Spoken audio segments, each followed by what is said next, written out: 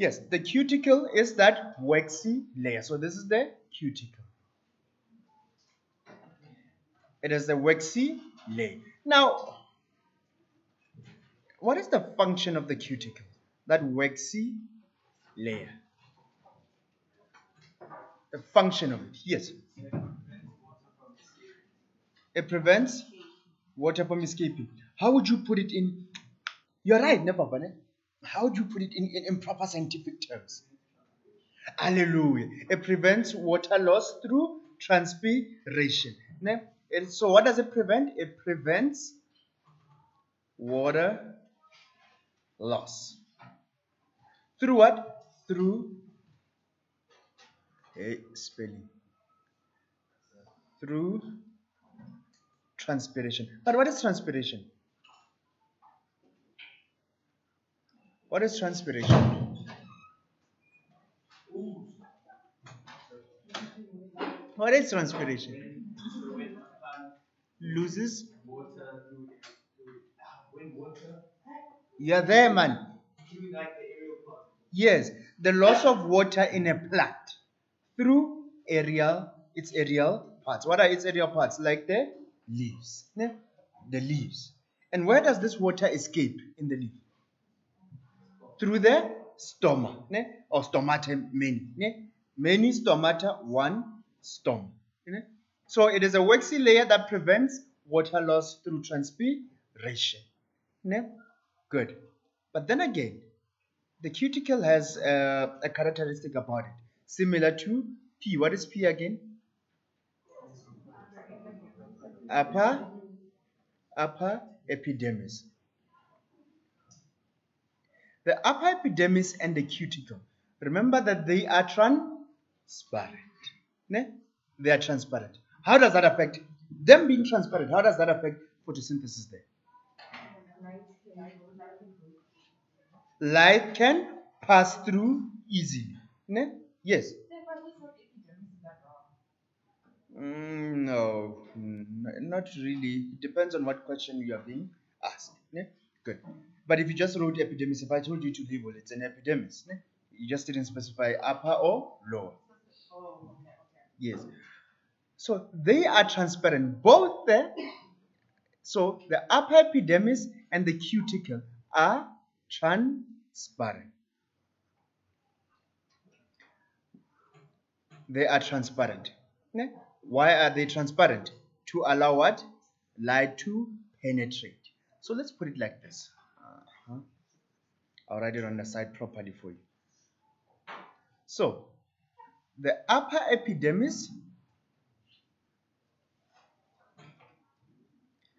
plus what? Your cuticle are transparent. This is what? This is form. Ne? Remember, I always talk about form fits function. Ne? They are transparent. Why are they transparent? Why is it important for them to be transparent in the bigger scheme of things? They are transparent to allow what? To allow light to penetrate into, where's this light going? Into the mesophyll tissue. Are you with me? This is the first part. I want you to get this. If you get this, we'll move. So one of the many functions of the functions of the cuticle is that it prevents water loss through transpiration. Another one is that it is transparent to let light pass through into the mesophyll tissue. Together with the what? Together with the upper epidermis. They are both transparent. Are we together? Good. Now, on the upper epidermis, and mostly on the upper epidermis, but also some on the lower epidermis, we have something called guard cells. We have guard cells. We have guard cells. Gut cells together, those bean-shaped cells together, they form what? Together they form what there? Stoma. They have a stomatal opening. Now let's remind ourselves. Let's try to draw gut cells very quickly. They are bean-shaped, like this, something like this. They are bean-shaped. Bean-shaped, and then on the inside, their cell wall is slightly thicker. Let's look at the shape of these bean-shaped cells. Obviously, your drawing is slightly better than mine, slightly. And then they do have another cell wall which is thick outside but not as thick as the inner cell wall.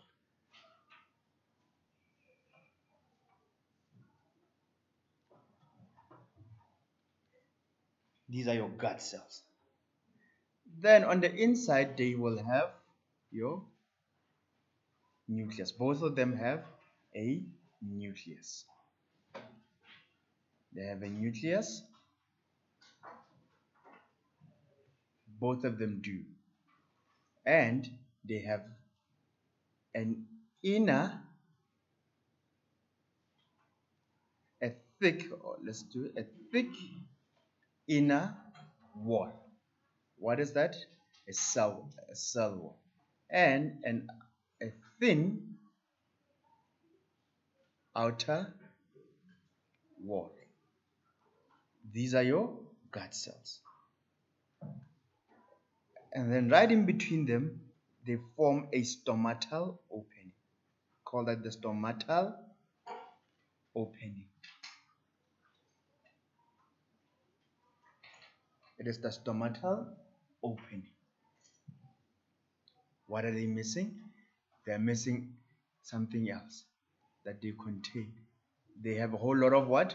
Chloroplasts. Well, not that much, but yeah, they do have chloroplasts. They have chloroplasts, obviously, and then they will have vacuoles. Both of them will have vacuoles. I'll do it this side. They will have a vacuole.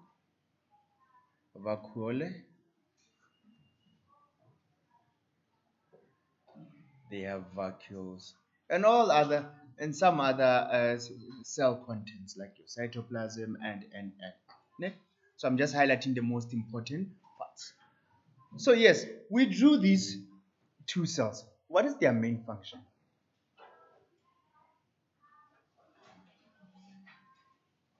How do they affect photosynthesis? Yebo.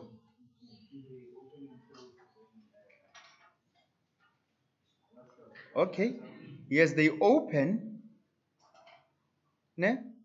When they are open, what happens? They open to allow gaseous exchange. Gaseous exchange. They open to allow gaseous exchange. What do we mean gaseous exchange? When they open, they need to let what gas in to the leaf? Carbon dioxide. So they will open then. When they open CO2, this CO2 must go in through this stomatal opening into the plant, ne? To be used in the where in photosynthesis. Where in which phase of photosynthesis will that carbon dioxide be used? In the dark phase of photosynthesis. Remember, the light phase does not use photosynthesis. Good. So they open to allow gaseous exchange, meaning carbon dioxide comes in and then oxygen is released, also through the stomach. Are you with me so far? It depends on which plant you're talking about. Yeah. these mesophytic plants, for example, these mesophytes basically, ne? They open willy nilly most of the time, ne? Unless an external factor acts upon that plant, and then they tend to close. For example, if there's too much light intensity, then they close. Some plants, for example, we call them chem plants. Chem, they perform what we call chem photosynthesis. What they do is that they open their stomata only at night. So during the day, they close their stomata, meaning no carbon dioxide is coming in. Why do they close their stomata? To avoid water loss. And then during the day, they perform light reactions only, meaning they make what? ATP and split water into oxygen and hydrogen. So they keep all those products of the light phase, and then during the night, they open, releasing that oxygen and taking in carbon dioxide for dark reactions to happen. So that is an adaptation of them. It will exit at night when they open their stomach. Ne? Good. So they open to allow gaseous exchange. They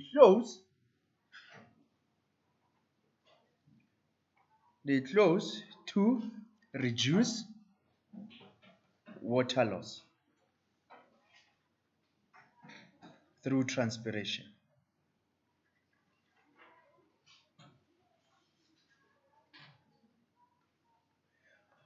Now, you might be asking yourself, but what does this have to do with the rate? What is a rate? Rate is how slow or how fast something happens, right? What does this have to do with how fast or how slow photosynthesis happens? Think about it. When we're dealing with mesophytic plants, if you have a leaf, let's take an example, a leaf like this one. Let's say this is a leaf, or that's a petiole, compared to this leaf over here. Yeah? Good. And then on that leaf, yeah, you have 1, 2, 3, 4, 5 stomatal openings. 1, 2, 3 stomatal openings. Which one of the leaves, leaf A or B, will take in more carbon dioxide? Leaf A. If it has many stomata, ne, it will take in more carbon dioxide. That means as photosynthesis will take place at a faster rate. So with regards to gut cells or stomata, it all has to do with the number. Number one, the number of stomata a leaf has open at that particular point in time. The more the stomata openings, the more the carbon dioxide. So the faster we can perform photosynthesis, or the more photosynthesis we can perform. Now, another thing. Here's a let's make an example. Then size. When it comes to stomata, size matters. Ne? This is stomata or stoma A, ne? Stoma A and stoma B. Which one is bigger, stoma A or B? Stoma A or B? Stoma A. Which one takes in more carbon dioxide at any given point in time? It's stoma A. So which one will perform photosynthesis faster? Plant A. Ne? It's like a person with a big nose, those ones with the huge noses and nasal openings, and those with the smaller ones. Those ones with the bigger nasal openings, they take in more air at any point in time than those with smaller nostrils. Ne? So it's similar to with stomata. So with stomata, two factors that affect rate of photosynthesis: the amount of stomata and the size of the stomata. Are you with me? Does it make sense? Hallelujah. Mommy, you don't look convinced. Yes. So with how okay, let me put it like this. If you're wondering how does stomata affect the rate of photosynthesis, it does it in two ways. One is the amount, ne, of stomata on the leaf. That's why I draw. Me, this drawing makes sense. It made sense a long time ago. A long time ago. So now I know these two factors. Ne? The more The bigger the stomatal opening, the more carbon dioxide it can take. And the smaller the stomatal opening, the lesser the amount of carbon dioxide taken in at any given point in time. Number two, if it's not about the amount, it's about the size. Yeah? Size. The bigger the size of the stomata or stomatal opening.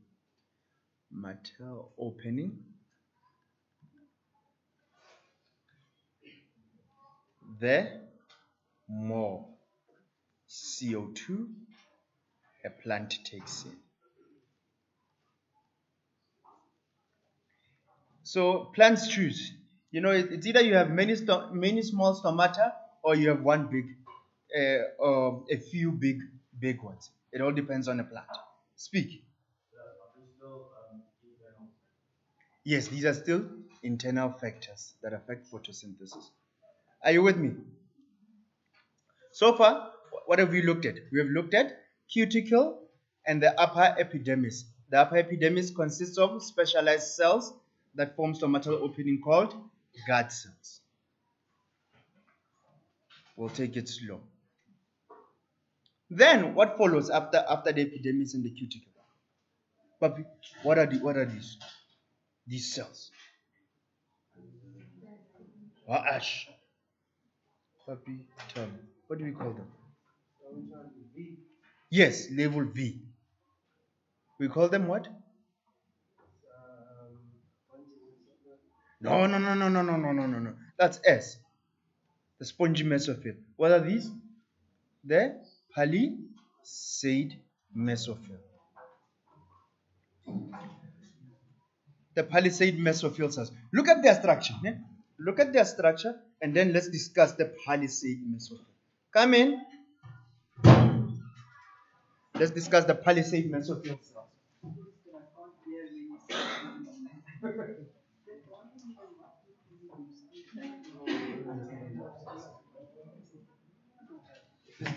The pink one.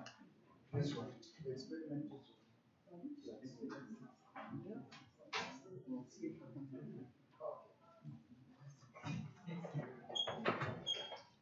the palisade mesophyll.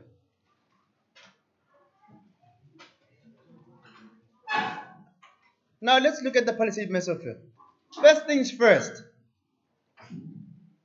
how is it structured to effectively absorb light? Let's talk about light.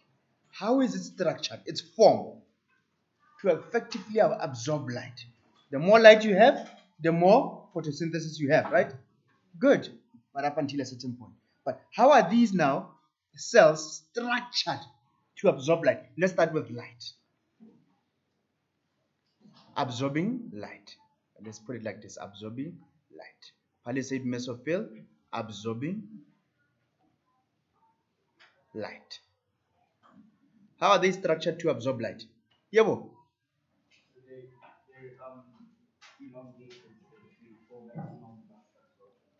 Okay, he says they are elongated. That's form, function for deeper penetration of light. For deeper penetration of light.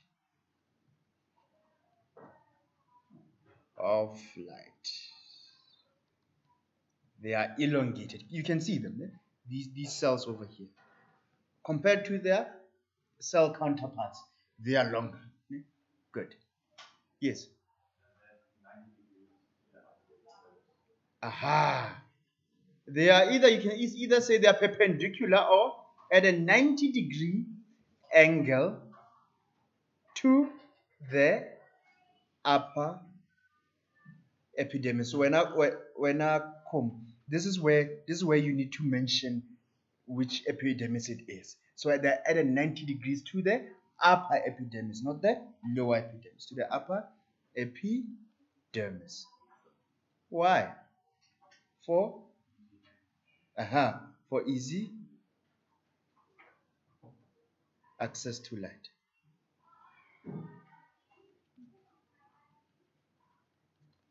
All right, we're still on light. Are we done?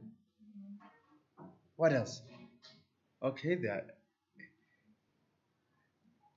that is the arrangement. What about GPS? Where are they located?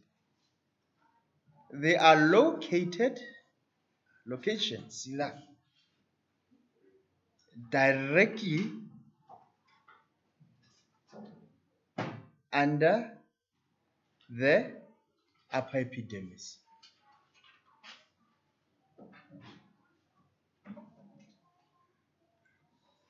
I mean, think about it. If you are located directly under that transparent upper epidermis, you get light. Ne? You are at the front row. You get front row seats to receive this light. Ne? You are the first one to eat. Ne? Good. For easy access to light.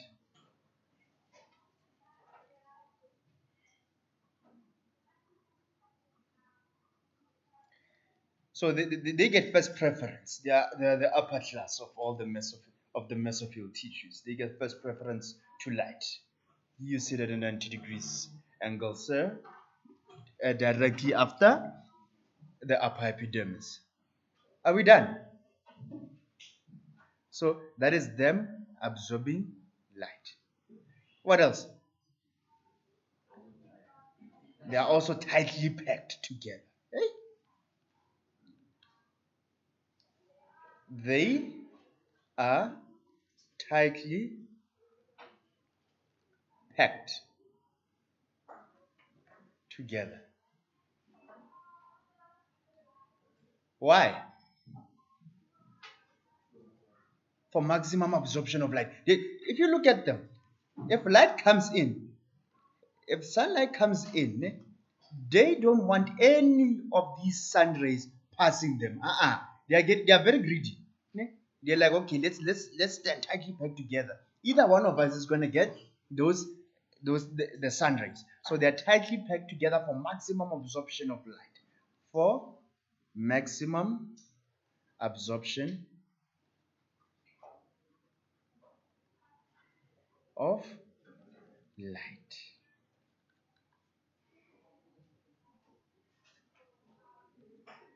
Are we done?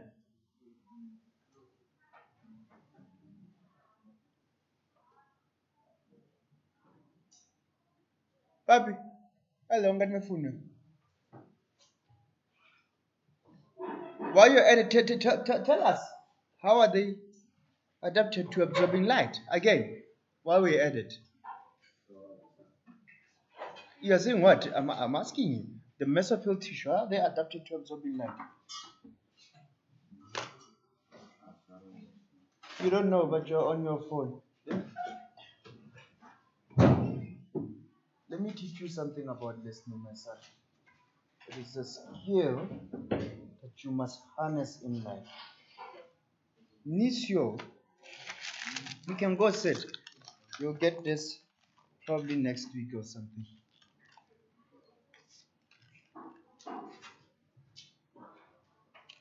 What phone is this? Hey, Papa, are you dying there? Okay, are you fine?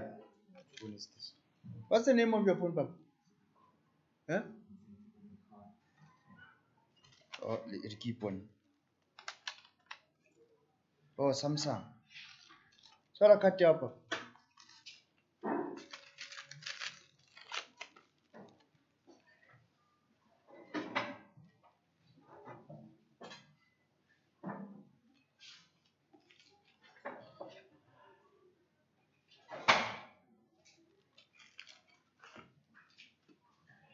Yes, before we were rudely interrupted. Where were we? Are we done?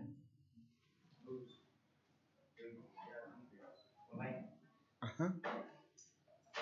Good. What else then? We're done with how they are arranged to absorb light.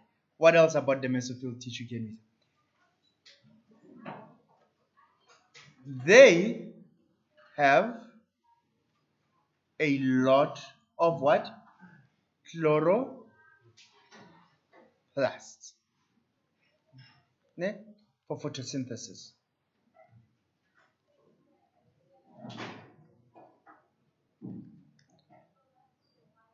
Ne? think of it this way. The more chloroplasts that you have, the more machinery you have to harness this light to perform photosynthesis, right?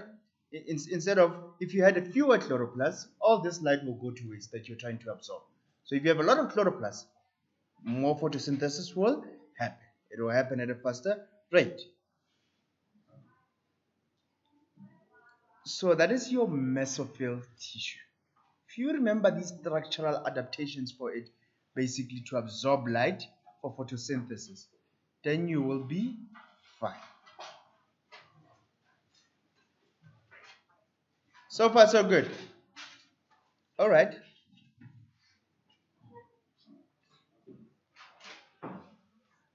Then what's next? Let's look at the spongy mesophyll.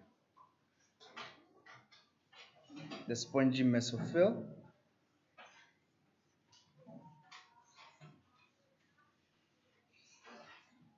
If you have a flash drive, you can easily come and get this lesson instead of copying too much. So let's look at the spongy mesophyll. The spongy mesophyll tissue.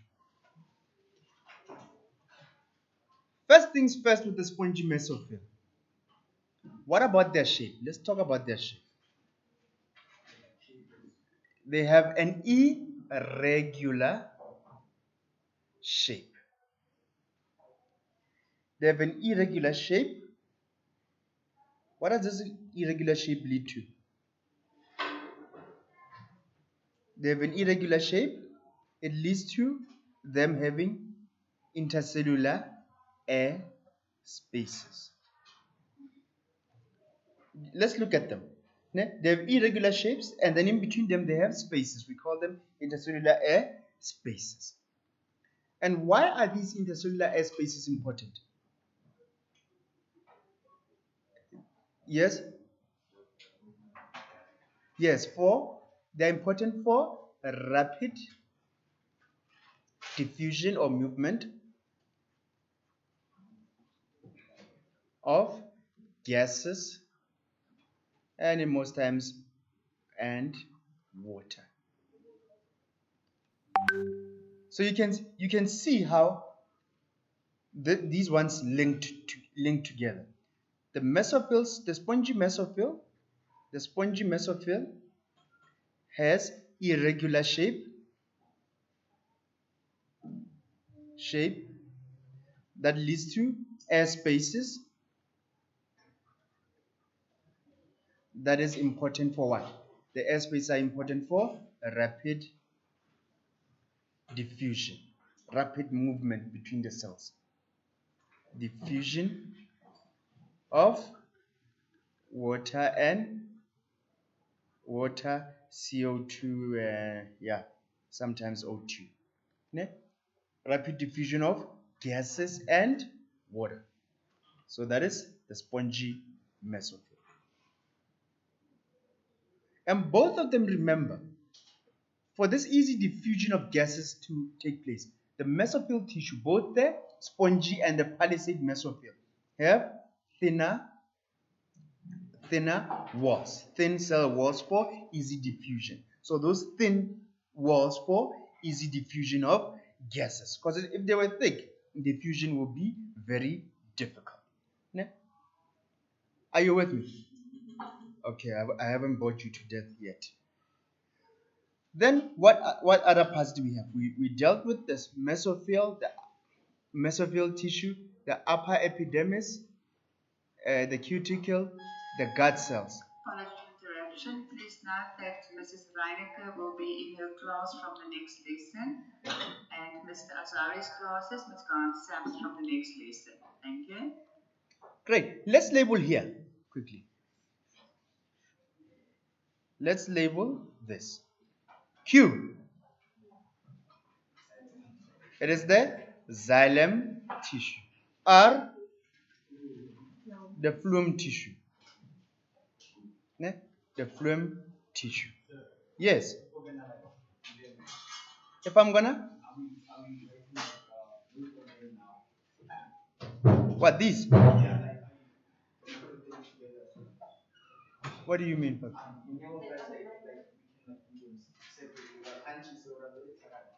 Both xylem and phloem.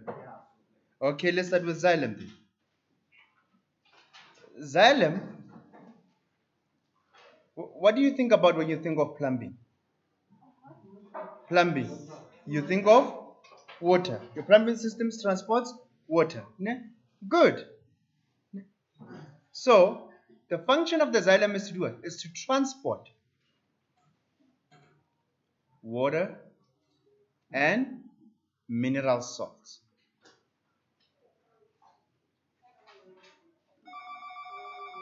from the roots to other parts of the plant. Ne? From the roots to other parts of the plant. You can say bye bye. Thank you. Oh. Mineral salts, for example, sodium is needed in what do you call it? In the, don't tell me,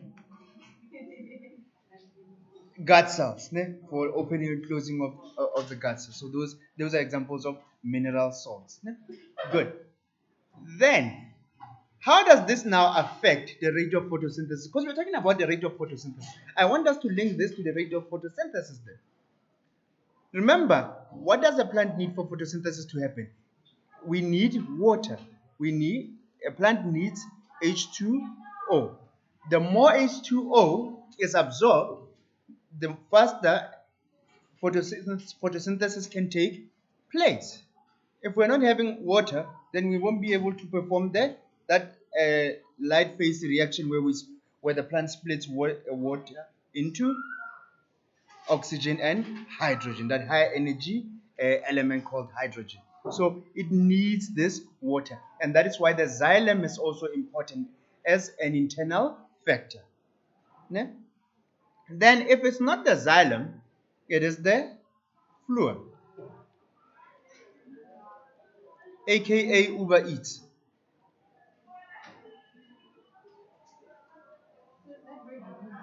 Huh? Yes, it needs H2O. Which structures? Now, so what is really happening here? Phloem transports what? Transports manufactured food. Manufactured food. Mostly from the leaves to to other parts of the plant. And it is important that we have phloem to do this. After food is manufactured, ne, it must be transported elsewhere to be stored to storage facilities. It's like any typical manufacturing company. Ne? You you manufacture the food. We can't keep the food there. That's why I call it Uber Eats. Debonair's Pizza makes the food. Mr. Delivery comes and delivers the food to you because they can't keep the food there. Ne? So it's a conveyor belt. Ne? So it's a system. So you must get that food out of there so that more can be made. So that is basically this cross section of a leaf. Basically, we've done all of it. Ne? Yes, proper. Any questions? Nada. All right, perfect. Now, if we are done, I want you to do the following task for me. Say, Mr. Upper.